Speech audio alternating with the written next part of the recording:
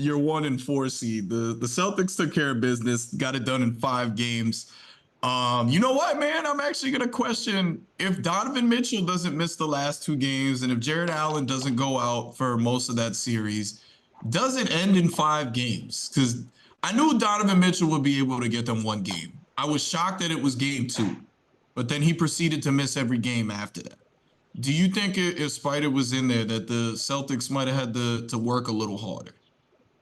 Uh, it's kind of, I don't know, because with the Celtics, they always have that game. They even had it against the Heat this year. They always have that game where they kind of just don't show up. They kind of just come out flat. So I expected the Cavs to get one. So like I think they could have got another one, and I think that's the game where it's like Donovan Mitchell got you that game. I think that the game two that they dropped is just the Celtics beating the Celtics.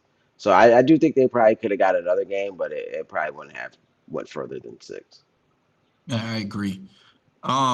The thing surrounding the Cavs right now, now that they're out, it's kind of like what we just talked about in Atlanta with which guard are you going to get rid of? Because the reports are out there that if they decide to stick with Mitchell, which none of this makes sense to me, if they decide to stick with Mitchell, Garland is going to ask his representation to go to the Cavs and ask for a trade.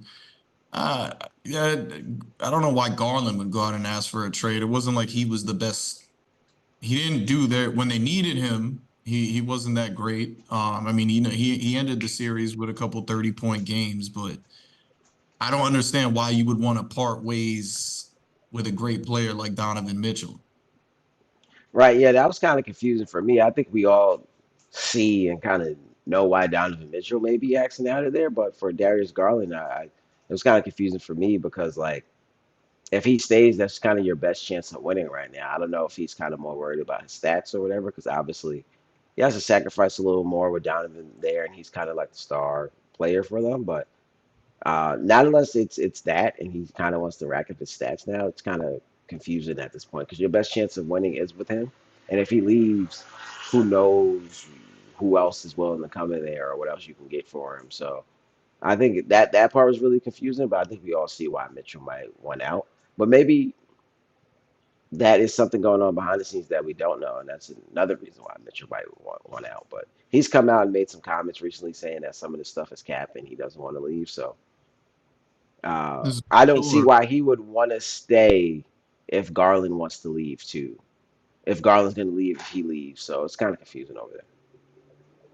They said Garland will only ask out if Mitchell stays, Yeah, which that's my point. I don't. If I'm Donovan, it's like, what's my point of staying if my second best player is gonna leave if I stay? So I might as well just get up out of here. So it doesn't right, make sense for me to come back. I mean, you can trade him, but like, what are we getting back for him that's gonna make us better?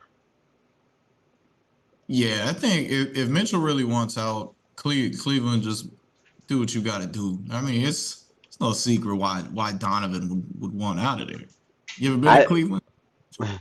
I think if that is the case, I think Donovan's basically out of there. I don't see why he would stay with the current roster minus Garland. Not unless they pull off a crazy trade for Garland, but I don't see a trade out there that would make him want to stay. So I think Mitchell's probably out of there if that is the case. Well, they'll have a market for both. There's a couple teams that playoff teams that need a point guard. I mean, you talk about the Spurs. I could see the Spurs going after a Darius Garland if they have to pivot from a Trey Young or DeJounte Murray trade. That wouldn't be bad for them. But Mitchell, I'm saying for the Cavs, if the Cavs are not going to get nothing back, that tells Mitchell like, hey, I should stay here by myself. What are they getting from San Antonio that's going to make Mitchell want to stay? nothing unless they're gonna flip those picks. Yeah, so that's what I'm Like saying. I feel like even I was just say even in this market, like the only who's the big fish out there that you're gonna get? I guess KD's name is out there, but that's not he's not going solid. to Cleveland. Um, He's not going to Cleveland. right.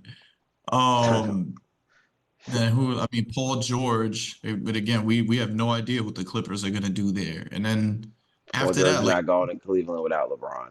So Paul George is not going to Cleveland. That's what I'm saying. Like no one's going there.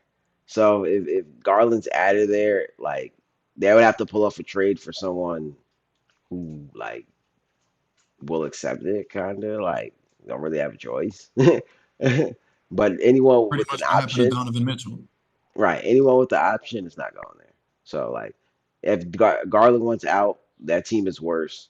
Mitchell might as well just leave. He has the option to leave before Garland. So Basically, Darius Garland might have ruined the trajectory of the Cleveland Cavaliers with his alleged comments. I guess he wants the numbers. So shout out to him. He's still young. He can win later, I guess. I don't understand it. I don't understand it at all. If you're Mitchell, you got options. I want, the Cleveland doesn't have to honor his request with, and I'd assume that they wouldn't. But I mean, Brooklyn's been named out there. The Miami Heat, who are clearly not desperately need to go star hunting, and sounds like they will. They're out there. The New York Knicks, who we're gonna get into, are also back. Remember, that's exactly where Mitchell thought he was gonna go before he got traded to Cleveland. And we've had some comments about the fit there now that they've got Brunson and everything, but they're also back in the fold.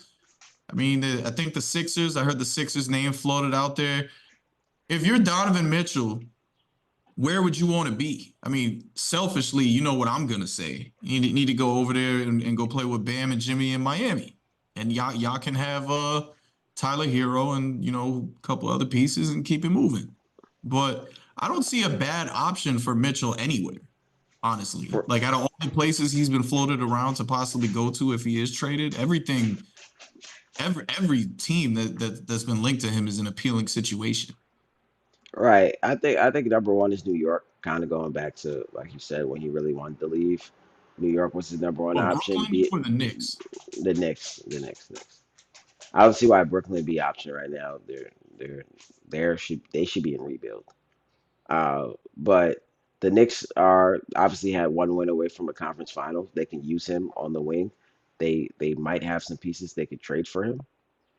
So I think, and he's from the area. He wanted to go to the Knicks. So I think the Knicks are number one, and I think the Heat are probably 1A as a solid backup option. I think the Heat might be one if he wasn't like from the New York area. So I think Miami, like you said, gone down there, play with Bam and Jimmy. It was in the finals a couple of years. So I obviously people love Miami. So I think those are the top two options for him probably. Yeah, I know like when we had talked previously about Mitchell going to New York, and this was post Cleveland trade. This was after Brunson made himself more of a known commodity than he already was and kind of ascended into that star player trajectory. Myself and some other people were out saying, well, we don't know if, Mitchell would fit now because of the ball dominance. And I've kind of changed my tune, especially after this Knicks season and watching Brunson really work as a point guard. I've changed my tune on that a little bit. I feel like Brunson is an unselfish player. He's willing to kind of take a step back if need be. He's shown just how good of a passer he really is. And I mean, yeah, I feel like if you're the Knicks, you kind of dropped the ball on that a little bit when you had the trade in front of you last time, and now you have a possible opportunity to right the wrong. And if he ends up there, listen, if there's I always knew how great Donovan Mitchell was. If there's one thing that Donovan Mitchell has shown me, Donovan Mitchell's a superstar. Donovan, his demeanor when he goes out and he plays games and the shots he puts up, this is a Hall of Fame player that you're getting. And if you're any team, you should be willing to give up whatever you got to give up to get him. I mean, if you're the Knicks, the first thing I'm doing is I'm including Julius Randle in a package. No disrespect to Julius Randle, because I feel like the Knicks did miss him in this postseason, but you got to do what you got to do. Right. I think Brunson will be fine. I think he played well with Luca. Obviously, he has a bigger role and he's a bigger player now than what he was back then. But they made a conference finals together and he played really well during that conference final. So I think he can play off other people. And I think going through the run that he just had, I think he probably wants someone else who can take some ball pressure off of him and take some scoring off of him. So I think he would welcome that. You look at the Knicks this year, what did they need? They needed another scorer.